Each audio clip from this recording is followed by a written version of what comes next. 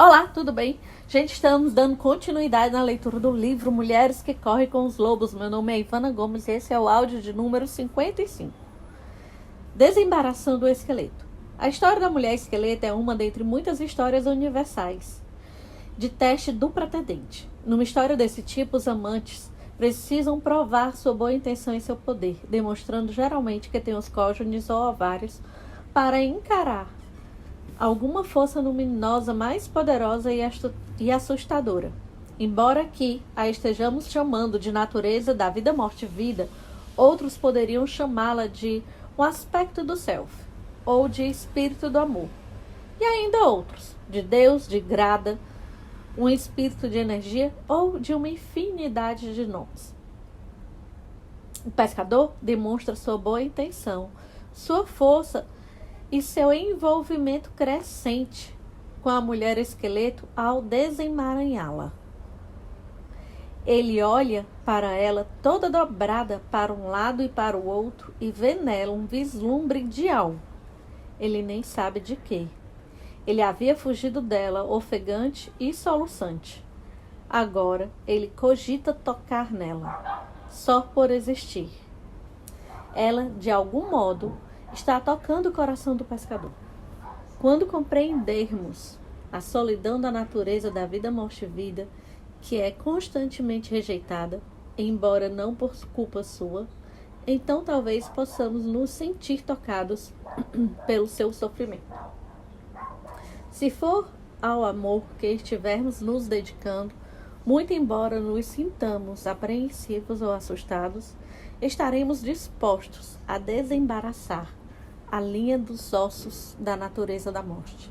Estaremos dispostos a ver como tudo isso vai funcionar junto. Estaremos dispostos a tocar o não belo no outro e em nós mesmos.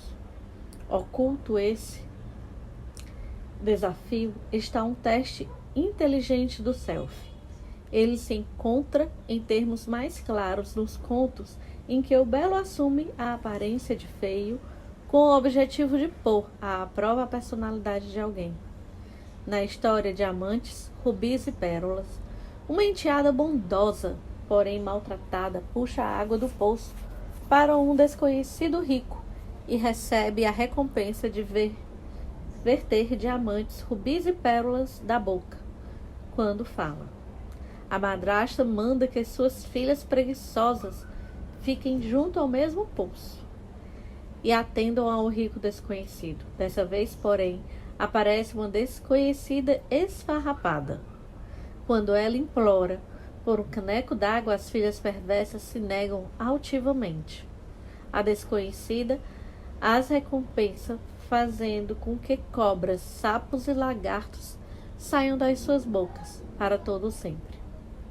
Na justiça dos contos de fadas, assim como na psique profunda, a gentileza no trato com aquilo que parece inferior é recompensada pelo bem, e a recusa a fazer o bem a quem não é belo é censurada e castigada.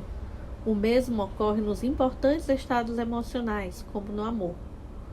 Quando nos superamos para tocar o não belo, somos recompensados. Quando desfazemos do não belo, somos isolados da vida e deixamos desamparados.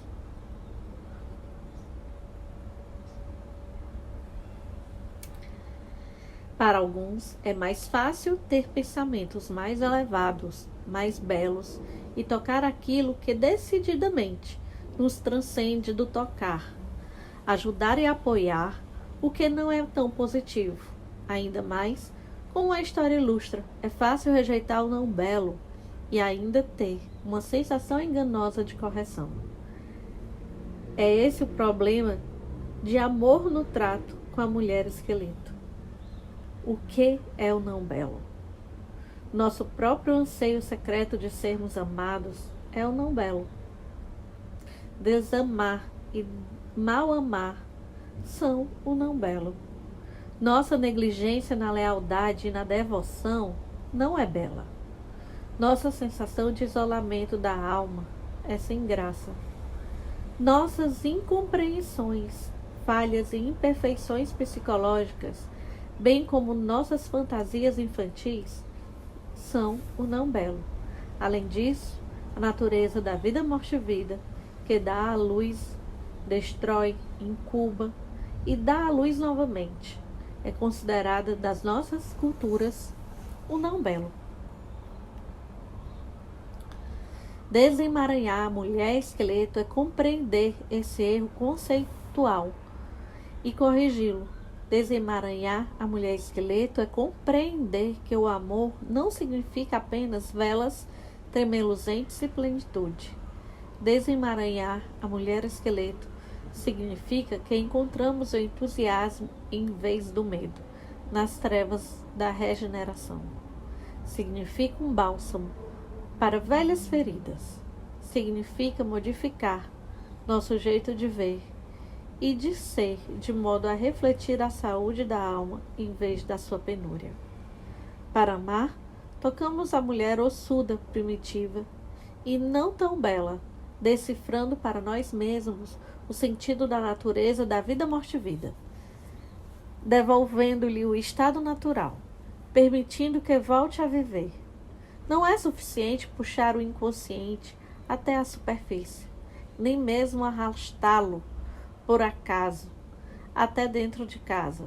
Sentir medo ou desdém do inconsciente por muito tempo impede o avanço do amor. Desemaranhar a mulher esqueleto é começar a quebrar o encanto, ou seja, o medo de sermos consumidos, de morrermos para sempre. Em termos arquétipos, desemaranhar algo é empreender uma descida, seguir por um labirinto, penetrar no mundo subterrâneo ou no lugar em que as coisas são reveladas de uma forma inteiramente nova, ser capaz de acompanhar um processo complexo. Nos contos de fadas, soltar a faixa, desfazer o nó, desamarrar e desenredar representam começar a entender algo, a entender suas aplicações e usos, a se tornar um mago, uma alma sábia. Quando o pescador solta a mulher esqueleto, ele começa a ter conhecimento prático das articulações da vida e da morte. O esqueleto é uma excelente imagem para a natureza da vida, morte e vida, como imagem psíquica. O esqueleto é composto de centenas de peças compridas e redondas, grandes e pequenas, de formato estranho, em permanente relação harmoniosa umas com as outras. Quando um osso gira, os restantes giram, mesmo que de modo imperceptível. Os ciclos da vida, morte e vida são exatamente assim. Quando a vida se movimenta, os ossos da morte também se movimentam em solidariedade. Quando a morte se movimenta, os ossos da vida também a seguem. De modo semelhante, quando um ossinho minúsculo está deslocado, lascado, deformado, com luxação, ele afeia a integridade do todo. Quando a natureza da vida, morte e vida é reprimida numa pessoa ou num relacionamento, ocorre o mesmo. A vida segue claudicante, hesita, vacila, impede o movimento. Quando houve algum dano a essas estruturas e ciclos, sempre ocorre uma interrupção da libido. O amor deixa, então, de ser possível. Ficamos debaixo d'água, só ossos, rolando de um lado para o outro. Decifrar a natureza da vida, morte e vida significa aprender seus movimentos, seus hábitos, seus enfraquecimentos. Significa aprender os ciclos da vida e da morte, guardá-los de cor, para ver como funcionam juntos, para ver que todos formam um único organismo, da mesma forma que o esqueleto é um único organismo. O medo é uma desculpa insuficiente para não realizar essa tarefa. Todos temos medo. O medo não é nenhuma novidade. Quem está vivo tem medo. Entre o povo inuit, o corvo é o trickster. Em seu lado não desenvolvido, ele é uma criatura voltada para o apetite. Ele aprecia apenas o prazer e tenta evitar toda e qualquer incerteza, assim como os temores gerados por ela. Ele é muito cauteloso e extremamente voraz, ao mesmo tempo. E se algo não lhe parecer satisfatório de imediato, ele sente medo. Se lhe parecer satisfatório, ele ataca.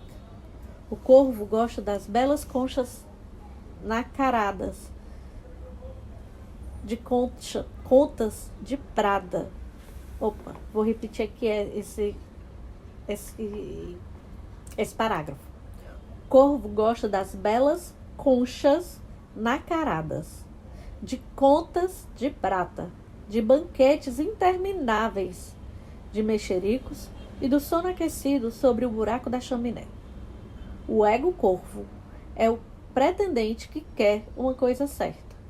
O ego corvo teme que a paixão termine. Ele tem medo e tenta evitar o fim da refeição, o fim do fogo, o fim do dia e o fim do prazer. Ele passa a agir com astúcia, sempre prejudicando a si mesmo, pois, quando se esquece da própria alma, ele perde seu poder. O ego corvo receia que, se admitirmos a natureza da vida, morte e vida nas nossas vidas, nunca mais seremos felizes. Afinal, será que esse tempo todo fomos assim tão perfeitamente felizes, hein? Não. Só que o ego corvo é muito simplório, como uma criança antes de ser socializada, e também uma criança não muito otimista. Ele é mais como uma criança que passa o tempo todo observando para ver qual é a fatia maior, qual cama é a mais macia, qual namorado é o mais bonito. 3 aspectos diferenciam a vida a partir da alma, da vida a partir do ego apenas. Eles são a capacidade de pressentir novos caminhos e de aprendê-los, a tenacidade necessária para atravessar uma fase difícil e a paciência para aprender o amor profundo com o tempo. O ego corvo, no entanto, tem uma queda e uma predisposição para evitar o aprendizado. A paciência não é o forte do ego, nem o relacionamento duradouro. Portanto, não é a partir do ego inconstante que amamos o outro, mas sim do fundo da alma selvagem.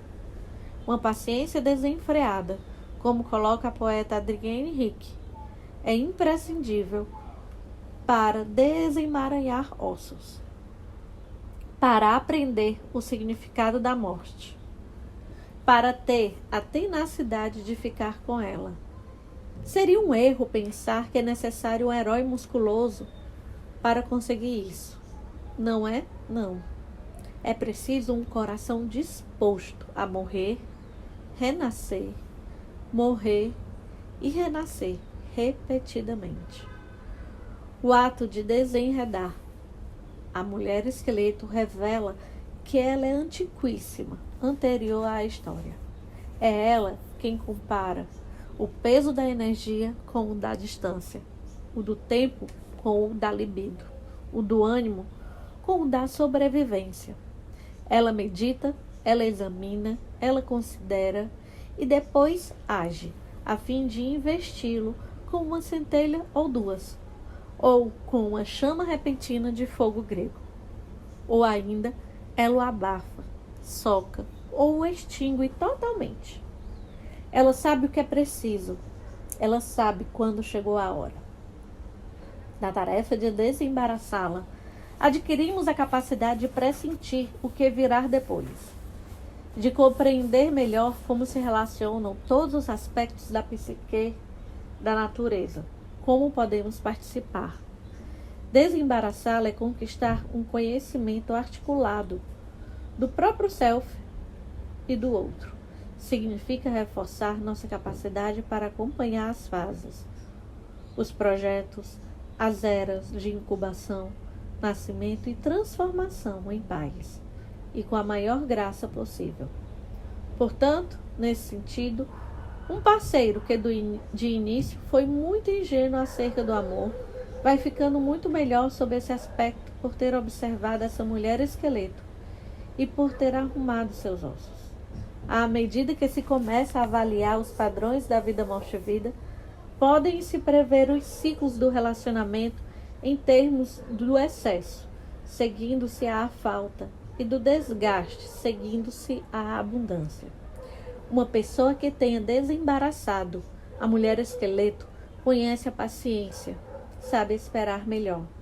Ela não se choca com a escassez, nem tem medo dela. Não é dominada pela fruição. Suas necessidades de obter, de conseguir agora mesmo, são transformadas num talento mais refinado, que procura todas as facetas do relacionamento, que observa como funcionam em conjunto os ciclos do relacionamento. Ela não tem medo de se relacionar com a beleza da ferocidade, com a beleza do desconhecido, com a beleza do não belo. E ao aprender e praticar tudo isso, essa pessoa se torna o perfeito parceiro selvagem. Como o homem aprende essas coisas? Como qualquer um consegue aprendê-las?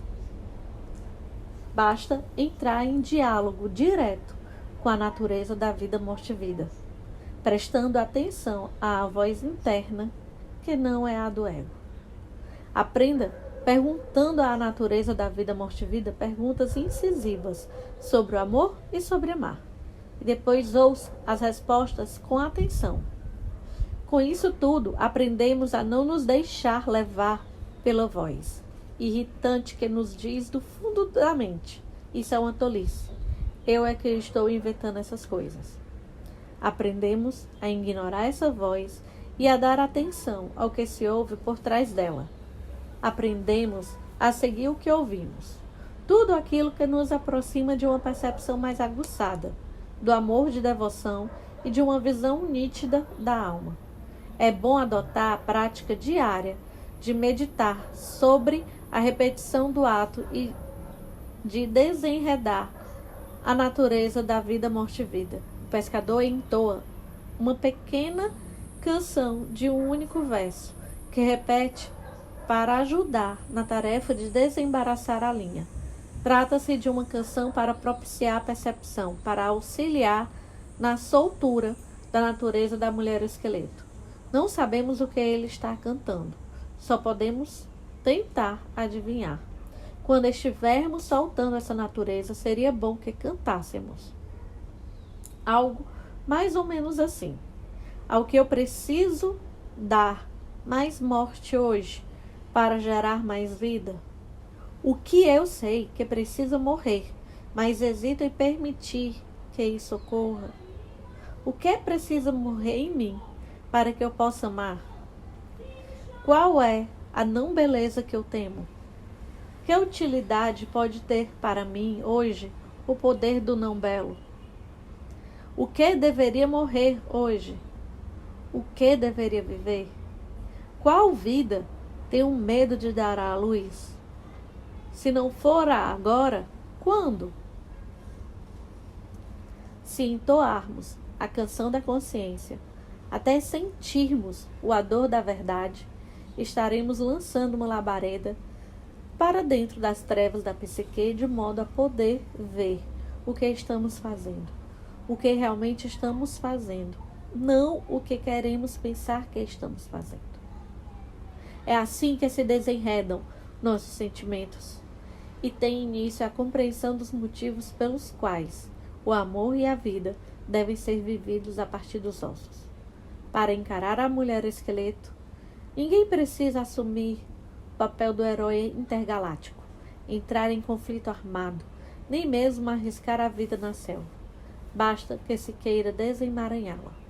Esse poder do conhecimento da natureza da vida, morte e vida aguarda os amantes que superam a fuga, que se esforçam para ultrapassar o desejo de se sentir em segurança. Os antigos que procuravam esse conhecimento da vida e da morte chamavam-no de pérola de grande valor, de tesouro inimitável. Segurar os fios nesses mistérios e desembaraçá-los gera um poderoso conhecimento do destino e do tempo. Tempo para todas as coisas a seu tempo, rolando no áspero, deslizando no liso. Para o amor, não há conhecimento mais revigorante, mais benéfico mais protetor do que esse. É isso que aguarda o amante que se sentar diante do fogo com a mulher esqueleto, que a contemplar e permitir que seu sentimento por ela surja.